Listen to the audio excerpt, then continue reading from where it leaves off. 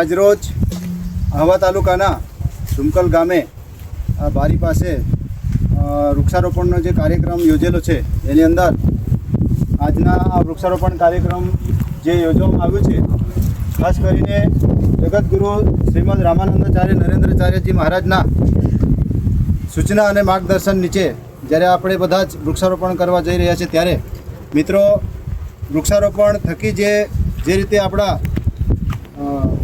માવલીશ્રીના જે આદેશ છે કે વૃક્ષારોપણ થકી મનુષ્યનું જે જીવન છે વૃક્ષો વગર નકામું છે, ત્યારે એના જ ભાગરૂપે આપણે કોરોના કાળની અંદર જોયું છે કે કોરોનાની અંદર જ્યારે ઓક્સિજન પૂરું પાડવાવાળા વૃક્ષમાંથી જ આપણને ઓક્સિજન મળે છે.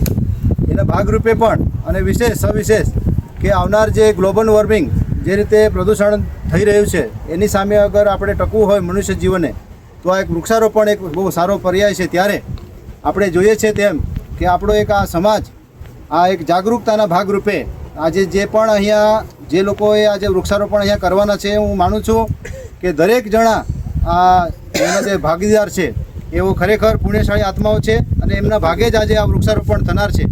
વૃક્ષારોપણ થકી અનેક એવા ફાયદાઓ છે જે મનુષ્યના જીવનમાં મળે છે. એમાં આજરોજ ખૂબ સરસ આ સંપ્રદાયના તમામ નાના મોટા હોદ્દેદારો તમામ અહીંયા ઉપસ્થિત છે.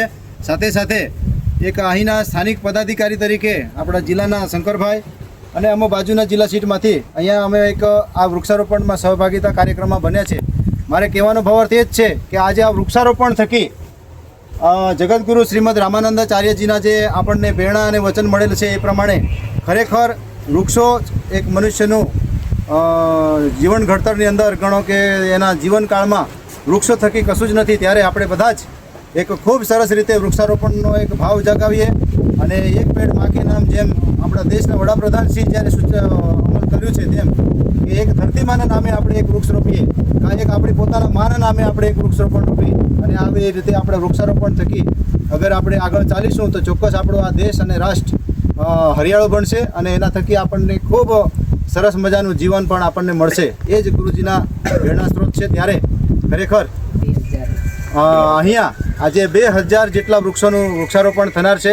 તમામ અહીંયા ઉપસ્થિત ભાઈઓ અને બહેનો, તમામ સમાજના શ્રી સંપ્રદાયમાંથી પધારેલા તમામ આગેવાનો અહીંયા ઉપસ્થિત છે અને તમામે તમામ દરેકે દરેક જણા એક વૃક્ષ રોપવાનું છે. ત્યારે આ 2000 વૃક્ષો આવનાર 2 લાખની વસ્તીને ફાયદો કરનાર છે. ત્યારે એવી રીતે આપણે આ એક વૃક્ષારોપણ દરેકે દરેક જગ્યાએ કરવું જોઈએ.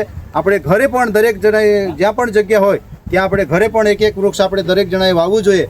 આ જ આશયથી આપણે આગળ ચાલીએ. બસ અસ્તુ. બોલો રામાનંદાચાર્ય મહારાજ કી જય. જય સિયારામ. બધાનો ખૂબ ખૂબ આભાર.